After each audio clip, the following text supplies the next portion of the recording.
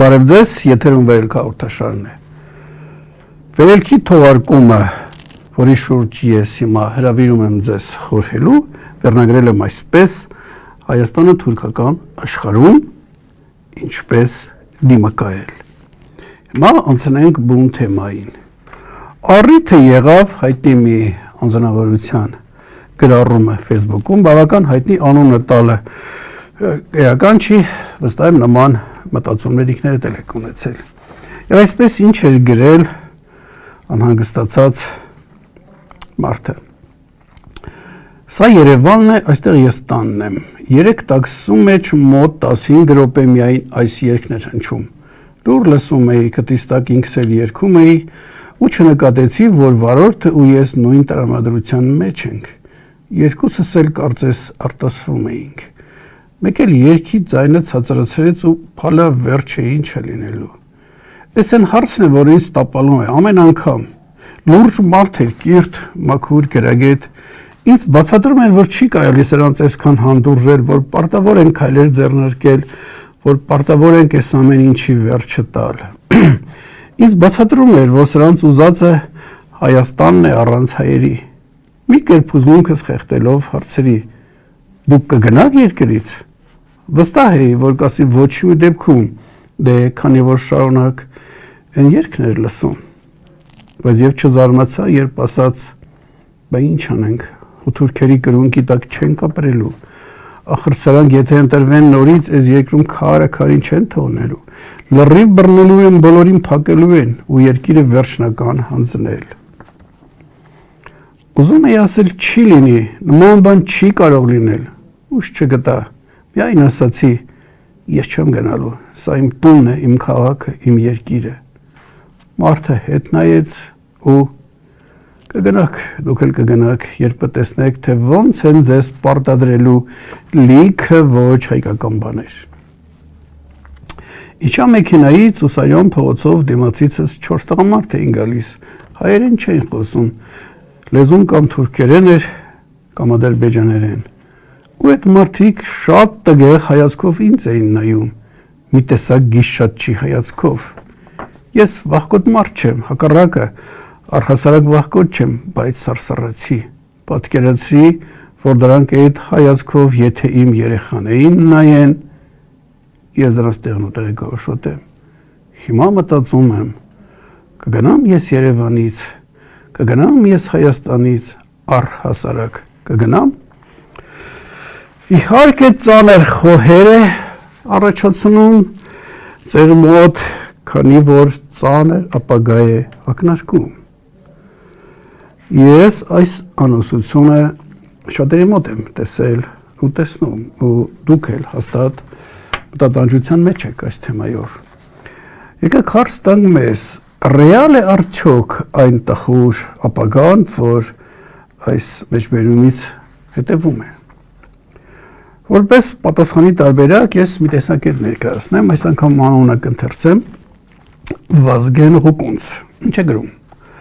Այն, որ Հայաստանը կանգնած է պետականության կորստի եզրին, ինքնին արդեն սարսափելի է։ Սակայն կա մի վիճակ, որը դրանից էլ առավել աղետալի է։ Ազգը կորցնում է իր էթնիկ ինքնությունը։ Հույս կարդամ սա։ Սակայն կա մի վիճակ, որը դրանից էլ առավել աղետալի է, ազգը կորցնում է իր էթնիկ ինքնությունը։ Էթնիկ ինքնության վտանգի հարցադրումը իրական եւ լուրջ թեմա է։ Ազգը կարող է գոյատևել նույնիսկ թույլ պետության պայմաններում, բայց եթե քայքայվում է լեզուն, մշակույթը, կրոնը, պատմական հիշողությունը, անդառնալի վտանգ է։ Եկեղեցու դեմ ուղղված ես հատվածներ եմ կարդում։ Եկեղեցու դեմ ուղղված արշավը քաղաքական մանևր չէ, այլ ունի նաև ազգի էթնիկ քայքայման նպատակ։ Եվ շարունակում է։ Այն, ինչ ներկայացում է որպես խաղաղության պայմանագիր, իրականում պայմանագիր չէ։ Դա Հայաստանում շուրջ 300,000 ադրբեջանցու վերաբնակեցման ծրագիր է, հայերի զանգվածային արտագաղթ է, Սևանի ավազանի յուղերի հայաթափում է,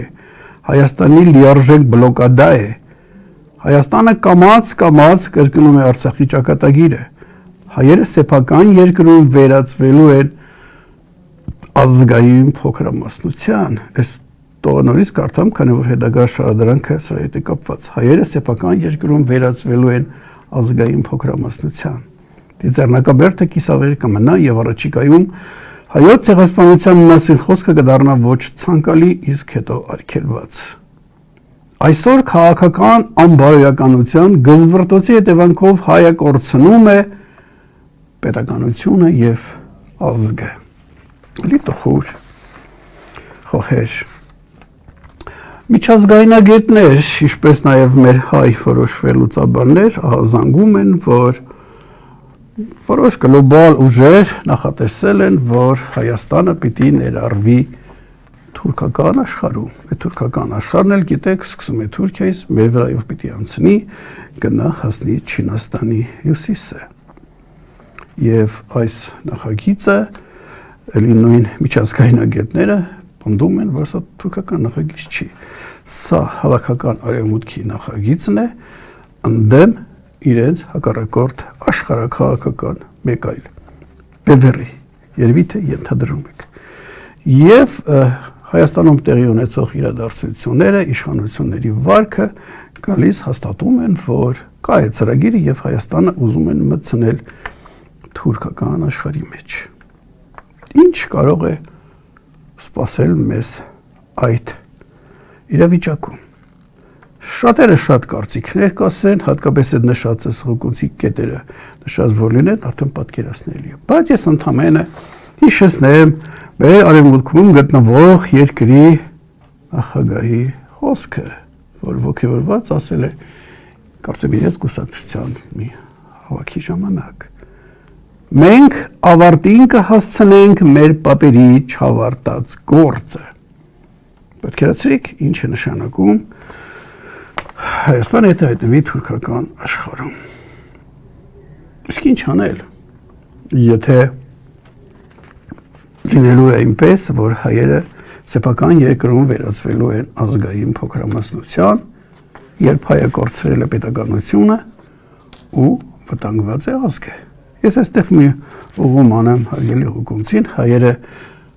ինքը նկատի ունի, որ այլ ազգիներ կգան, կլծվեն այստեղ եւ մենք փոքրամասնություն կլինենք, հատկապես որ մեզանից էլ արտագաղթեն։ Ես հայեր չեմ ասում, ես առանձնացնում եմ, ասում եմ ազգակիցներ։ Դրանք են իրական հայեր են։ Դրանք հիմա էլ փոքրամասնություն է, շատ փոքր փոքրամասնություն։ Մի քանի տոկոս։ Հիմա ինչ անենք այս իրավիճակում։ Եթե հիշում եք, ես ձեզ ներկայացրել եմ ազգային վերելքի ուղի վերնագրով գործողությունների համապարփակ մի մեխանիզմ, համակարգ, եւ այնտեղ ես առաջարկում էի, որ ստեղծվի աշխարհաքաղաքական հետազոտությունների խորհուրդ, որին մենք հանձնարարելու ենք ստեղծել 3 բաժին, այդ բաժիններից մեկը քննել, մեզ ներկայացնելու է, թե ինչ ռեսուրս է պահանջում ազգակիցներից, որպեսզի կարողանանք ստատուս քվո պահենք, ասենք Հայաստանի գոնե ներկայիս վիճակը պահպանելու համար, որը իսկ քիչ հավանական է։ Երկրորդ բաժին մենք պետք է խնդրեինք մեզ ներկայացնել մեր քայլերը, ինչպիսին պիտի լինեն հենց այսօրվանից, եթե էլի Հայաստանի ինչ որ մասեր խլեն, այդտեղի ժողովուրդը հարկադարված գա այստեղ, այլազգիներ էլ բերեն, ինչի մասին հազանգում էր պարոնը, այդ դեպքում մենք ազգակիցներս ինչ ենք անելու, որ կարողանանք թույլ չտանք, որ ազգը վերանա, որպես էթնիկ տեսակ չքայքայվի։ Սա ես առաջարկել է ինքս այդ ուղղությամբ որոշ գործեր անում եմ, բայց համենայն դեպս դեռ ամբողջությամբ չեն կարել։ Եվ իմ առաջարկն էր, որ ազգակիցները համախմբվեն եւ հիմնեն իրենց կառույցը նման պետության նման, որպեսզի կարողանան այդ երկրորդ դեպքում, երբ որ ինչ-որ նշեցինք, ինչ-որ մասեր խլեն, այդ դեպքում ինչպես կարողանան լինելով փոքրամասնություն, կարողանան սեփական ինքնությունը պահպանել։ Ես դա առաջարկել եմ եւ դա ուտոպիա չի, նման օրինակներ կան, համանման իրավիճակում ինչպես են կարողացել իրենց ինքնությունը պահել, անգամ կարողացել են զարգանալ։ Սա, ասացի, աշխարհաքաղաքական խորհրդի երկրորդ բաժինն էր։ Բայց ինչպես ակնարկեց ինքը նաև չի բացառում, որ լինի արտագաղթ։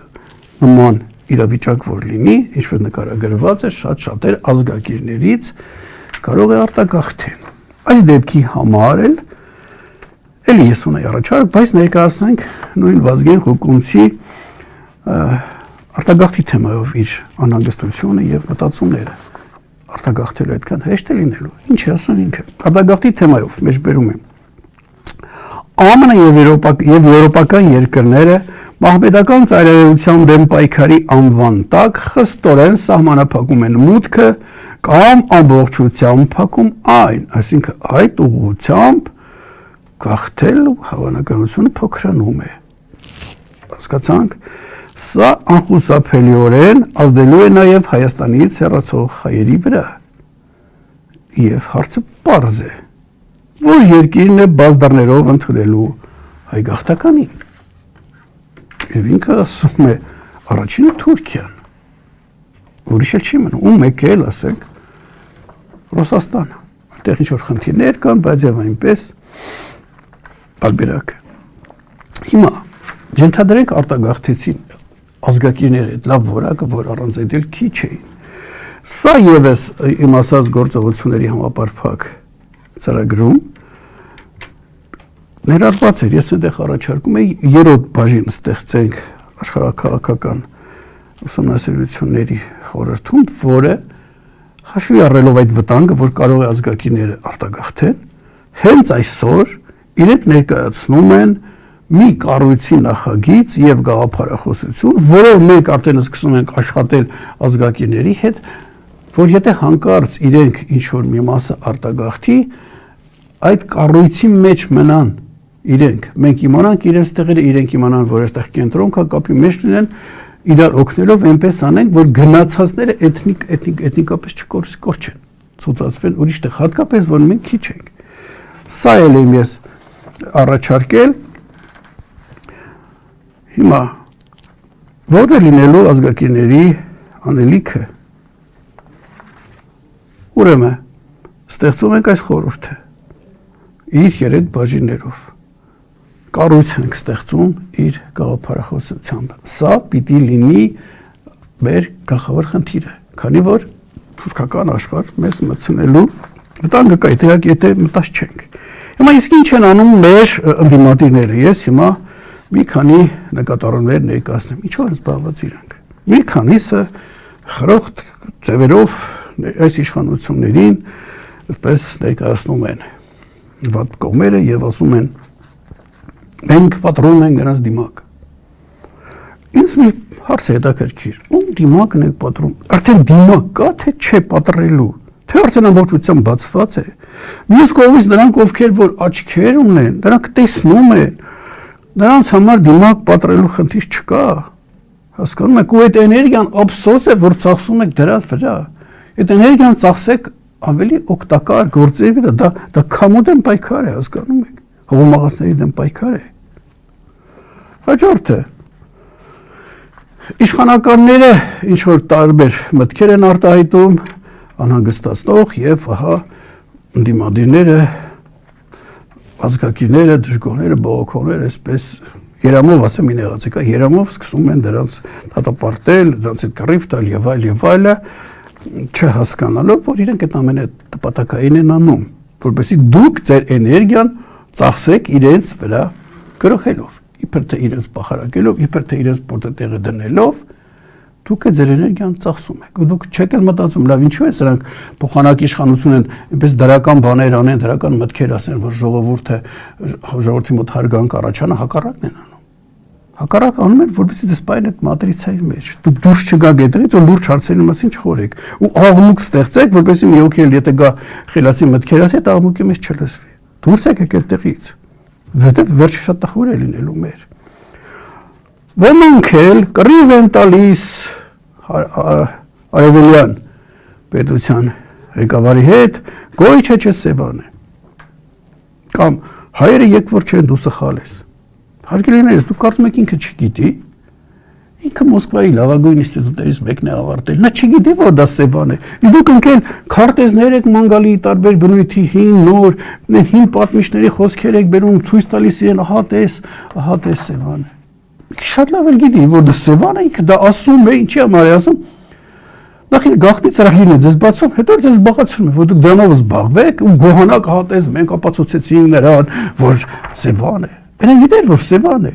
Կամ նկատում նա չգիտի, որ հայերը աշխարհի ամենահնագույն ժողովուրդներից են, այստեղ են։ Կարծում եք չգիտի։ Այս վերջերս իրենց մի հոգի կա կարկառուն, որ վերդեմ ինչ-որ բաներ է գրում, դոկտոր է կարծեմ, այդ արևելյան երկրից, ծաղրանքով գրել էր ինչ-որ, ահա տեսեք հայերը հին Հռոմի ժամանակ վասալ են եղել։ Եթե անգամ վասալ են եղել, ուրեմն եղել են, ոչ թե եկվոր են։ 19-րդ դարում չեն եկել, ինչպես ասում է իրենց երկրի ղեկավարը։ Հասկանում եք, էլի դուք ընկել դրա այդ կռիվ եք տալիս։ Կամ էլի նույն նշածս դոկտորը ինչ-որ բաներ է բերում, որ հայերը ինչ են, նոր է, դուք ընկել եք այսպես իրեն ապացուցում եք, ինքն էլ գիտի ախր, որ իրենք 1920 թվից 30 թվից առաջ չեն եղել։ Ինքը շատ լավ գիտի։ Ձեզ զբաղացնում է, ձեզ կուտեն, որ դուք այսպես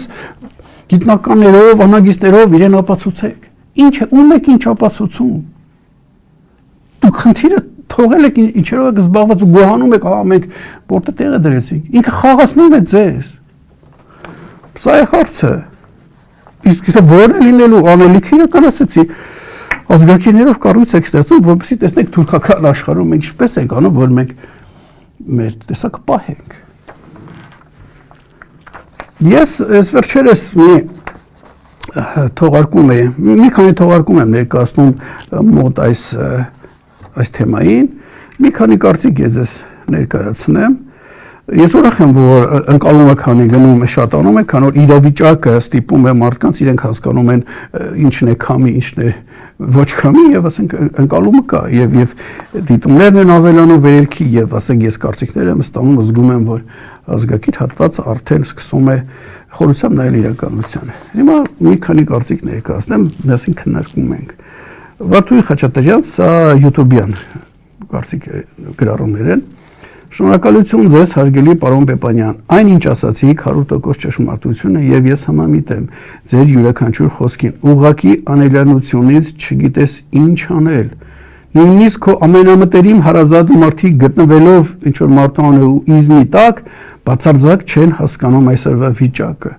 Մեծամասնությունը այդպիսին այսօրվա Հայաստան։ Այո, տխուր է։ Ընկալողները քիչ են։ Սոսկալորեն։ Սովորաբար 10-ից 1-ն է, որ վերլուծական միտք ունի, մեր մոտ ավելի քիչ։ Հաջորդը Հրանուշ եւ ինչ-որ տարեր է գրած։ Դուք շատ ճիշտ եւ պարզ օրինակներ եք բերում, բայց հասկացողներն են սա գավաթիվ։ Այո, բանից անցել է, մեզ մնում է գոնե տունը հրդեհից փրկել, իսկ մարդիկ ինքնամոռաց նոր տարվա տարերքի մեջ են։ Կարծես ամեն ինչ կարգին է, մնացել է քեֆ ուրախություն։ Ես սա կարդալով հիշեցի, այսօր իմ Facebook-յան ընկերներից մեկը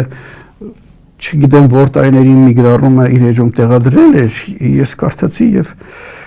այնտեղ ինչ է ասում, որ ասում է Հայաստանում երկու հայ ժողովուրդ կա։ Մեկը իրական հայերն են, այն մյուսը չէ։ Ու ասում է դուք բացարձակ վատ մի զգացեք, որ այն մի տեսակ հայերը վատ բաներ են անում, ձերը չեն։ Բայց եւ անհանգստություն է եղել, որ մի անհանգստություն ունեմ, որ կարողանամ իրական հայերին համախմբել, որպեսզի դիմակայեն նրանց, որպեսզի մեզ չկործանեն։ Ես չեմ հիշում, որ տարիներին եկել, հիմա էլ խնդիր դա է դրված, հասկանում եք, քիչ են, բայց նրանք շատ են, պետք է ինչ-որ քայլեր անենք, որպեսզի պետությունը արդեն տարել են, գոնե մենք չվերանանք։ Այս տեսակը։ Իսկ տեսակը պահելու համար ազգակիների համախմբում է պետք։ Իսկ հա մյուս դիտորդը ինչ-որ խոճուճ բան YouTube-ում ինչ-որ ուրիշ ձևերով են եկան, հարց է տալիս, ինչու ազգակիր հատվածին չի հաջողվում միավորել կառուցվածքի մեջ։ Այս սա անչափ կարևոր հարց է։ Նույնիսկ օրհասական իրավիճակը չի օգնում, հասկանում եք։ Իմ բացատրությունը հետևյալ, այո, բարդություններ կան ազգակիրներին համախմբելու։ Ասեմ, իմ դիտարկումները ես 20 տարուց ավելի փորձ ունեմ, այսպեսի խորհուրդներ, ակումբներ ստեղծելու եւ նկատել եմ, բավական փորձ ունեմ, ամբիցիա կա։ Յուրաքանչյուր եթե մի փոքր խումբ ունեն, ապա իրենք, միայն իրենք են ճիշտ եւ ուրիշները պիտի գան մտնեն իրենց դրոշի տակ։ Եթե չէ, ուրեմն չեն գա։ Ես երբ թե միակն եմ, որ ասում եմ, ես կգամ իմ դրոշով, դուք էլ եկեք ձեր դրոշով, իմ դրոշն էլ տեսնում եք, կզրուցենք իրար հետ։ Փող լարացնելով ինչ որ եզրահանգման գանք։ Ու դա չլինի ոչ իմը, ոչ քոնը այդ կառույցը երկրի վիճակը պահանջում է։ Փողզիջումներով ինչ որ եզրահանգման կան։ Այս ամբիցիան խանգարում է։ Հաջորդը վստահության պակասը, միմյանց, ասենք, վստահելու, սա էլ իրականությունից է, պատմականությունից է։ Հաջորդը դրսերից վարկաբեկում են ազգակիրների նպատակային կերպով։ Սա էլ ես իմ կյանքի փորձից գիտեմ, արդեն հավայր 20 տարի պատմական փաստեր կան, որ ասենք ես փորձել եմ դատաբանել, որպեսզի ես չխանգարեմ, որ լինի այն ինչ որ հիմա լինում է։ Միշտ եթե լսեին, այլ իրականություն կունենայինք։ Մի անգամ 4 հոգով հանդիպել էինք տարիներ առաջ էր 4-ից այդպես մտահոգ, մտածում էինք էլի նախորդ նախկիների օրոքեր։ Ինչ անենք, ոնց անենք, ինչ որ ելք գտնենք, որ այս իրավիճակը փոխենք, այն իրավիճակը փոխենք։ Եվ ես ասացի հարգելիներս, հաշվի առեք, որ եթե մենք փորձենք հանրայինորեն ներկայանալ, որպես այսպես մի նախաձեռնող խորհուրդ, որը որոշ առաջարկներով ներկայանելու է անհանգիստ մարդկանց, ասեցի, բայց հաշվի առեք, որ մեզ փորձելու են վարկաբեկել։ Հենց իմացան մենք այդ նախաձեռնող խումբ ենք, փորձելու են վարկաբեկել, մեկ ասեց ինչպես կանեն։ Ասեցի հիմա եկեք անկեղծորեն խոսենք, թե մեզանից յուրաքանչյուր այս 4-ից ում մասին ինչեր է լսել, ճիշտ է, սխալ է, կարևոր չէ, ում մասին ինչեր է լսել։ Ասեցի ես հիմա օրինակ ծառայեմ քո մասին, ինձ սա է ասել, քո մասին սա, քո մասին սա։ Դուք էլ ինչ եք լսել եւ պարզվեց, որ 4-ս էլ նպատակային կերպով վարկաբեկված էինք, հասկանում, ինչը բոլորը են տարածում։ Սուտ իհարկե էլի, բայց ասենք այն ուժերը, որոնք հիմա այս իշխանությունների քերեներն են, իրենք գործ են անում, որպեսզի մարդիկ չլսեն, չգնան, այ մի բան է սա է, ասենք մի ազգակիր կարող է ինչ-որ բան ասի, անմիջապես, եթե չեն վարկաբեկել, սկսեն վարկաբեկել, սրա մարդն է, եւ այլը։ Հաջորդը, այլ ամենակարևոր խանգարիչ գործոնը, դա ես դրանում դրել եմ այսպես կոհորտայական մտածողության պակաս, տարերի բերումով։ Կոհորտան դա հռոմեական զորամիավորման մաս էր, այսպես քառակուսի տեսածքել եք ֆիլմերում, ես ուսումնասիրել եմ հռոմեական իրականությունը եւ կարելի ասել 17 տարի այնտեղ ապրել եմ, վեպեր գրելու ընթացքում, դա մի քառակուսի կառույց էր, որտեղ ասենք թե մի քանի հազար մարդ էին, բայց որպես մի մարմին էին գործում, որ հերվից նայեք կզգաք թե ինչ-որ մի մարդ է, ամեն մեկը գիտեր իր տեղը։ Առաջին շարքում կանգնածները, երկրորդ շարքում կանգնածները, այնտեղ միջանց կար, հետևում բժիշկները, մյուսները, փոխարինողները գործելու ժամանակ անընդհատ այդ կենթանին, այդ հարածը սկսում էր գործել, հասկանում եք։ Ու չէր հոգնում, այդ առաջի կանգնածները զինք շկրվում էին, հետ էին քաշվում, հետևից էին գնում, մի օրգանիզմ էր։ Այ մենք դա չունենք, մենք պատմական հանգամանքների բերումով չենք ունեցել սեփական պետությունը, որի ինքներս այսպես կազմակերպությունները ստեղծենք։ Ամեն մարդ իր գլուխն է պահել եւ այդպես էլ շարունակվել է ու դարձել ենք անհատապաշտ եւ այդ մշակույթը մենք չունենք, որ ասենք 100 հոգով ինչ որ հավաքվենք մի ինչ որ գործի ու երկար ժամանակով գնանք։ Պիտի փորձենք սա հաղթահարենք։ Սկզբի փուլին պիտի գան այդ տեսակ մարդիկ, ովքեր որ ասենք այս կոմպլեքսը չունեն կամ քիչ ունեն եւ ասենք հնարավոր է հաղթահարել։ Իհա մենք այս ամենը այս խնդիրները կան ազգակիրների համախմբան, բայց հարկադրված ենք հաղթահարել եւ ստեղծել իմ առաջարկն է նորից եմ կրկնում դա նորություն չի ստեղծել ազգակիրների կառույց, որը խիստ անհրաժեշտ է։ Ես առաջ ասում եի դա ստեղծենք ժողովրդի մտածողություն արմատապես վերափոխենք, հիմա դա խանել եմ, որովհետև ժողովրդի այդ մեծամասնությունը նրանց ազդեցության տակ է, հիմա ինչպես ասել է հրդեհի մեջ ենք, մենք պիտի առաջ անհրաժեշտ բաները փրկենք, ասենք ազգակիրներին փրկենք, որպեսզի ազգի վերացում չլինի։ Ուրեմն այդ կառույցը ինչպիսին եմ ես պատկերացնում։ Ինքը քաղաքական չի, կուսակցություն չի, որ այսպես դրոշետածանի պայքարներ։ Ինքը շարժումել չի, ինքը հոսանք է, ինքը մեծ ընտանիք կարելի ասել, իրական հայի համար ստեղծվող մի միջավայր է, ազգակիրների միջավայր է, որտեղ չեն լինելու այն արատները, որ այսօր դուք տեսնում եք, խաբել, գցնել, նախանձել եւ այլը, լինելու փոխօգնություն, փոխսատարում այդ կառույցի մեջ, խնդիրների միասնաբար լուծում, սոցիալական խնդիր կլինի, առողջական, աշխատանքի, այդ ամենը ձեր խնդրեմը միայն ձերը չի լինելու, այլ մեծ կառույցինի։ Իդեալական մի բան ենք սարքելու այդ ոսկի քաղաքի նման։ Զբաղվելու է նաև ազգակիրների կրթությամբ, մշակույթ տալով, սա վտանգված է, ազգակիրները չունեն սա հիմի, ոչ կրթության համակարգ ունեն, ոչ մշակութային եւ մի սերունդ հետո ով է ձեր երեխաներին կրթելու, մշակույթ տալու, եթե այդ համակարգը չստեղծեք չանեք, 20 տարի հետո ազգակիրների թիվը ավելի քիչ է լինելու։ Հաջորդը դիմակայում է կրթական, մշակութային, պատմագիտական եւ այլ խաթարումներին, որը դուք տեսնում եք, կազմակերպված ձևով սա պիտի անի։ Կազմակերպված գործունեություն իրականացնի բոլոր առումներով։ Հիմա հախուռն է, խնդիրը բոլորս աճ են գնում, հետո բոլորս ձախ են գնում, պիտի լինեն բաժիններ, որոնք ըստ իրենց ոլորտի պիտի այդ գործունեությունը իրականացնեն։ Ես հիմա մի դիտարկում ներկայացնեմ 3 տեղի ունեցածի հետ կապված Մայր տաճարի տարածքում, իհարկե ոգևորիչ գրառումների ես հանդիպում եմ, առողջության բերումով ես չկարողացա ներկա լինել, բայց ամենայն դեպս իմ կողմից հարգված մի անձնավորություն հետաքրքիր դիտարկում էր, բացի ոգևորիչ խանդավառիչից, տեսեք ինչ էր ասում։ Երեկվա համար մի բան կասեմ, ընդամենը 0 կազմակերպվածություն, 0-ական առաջնորդություն քաղաքական էլիտաների կողմից ճակերտներում, ու այդքանից հետո հասարակ մարդիկ ինքնաբուխ կերպով հավաքվեցին ու կանխեցին տիրադավերի դիվահարների հերթական հարձակումը։ Եվ եթե ուժայինները չլինեին, դիվահարները նույնիսկ ցանկապատներից ներս չէին կարող գալ։ 0 կազմակերպվածություն։ Ինչու 0 կազմակերպվածություն, հարգելիներս։ Ինչու կազմակերպված չէր։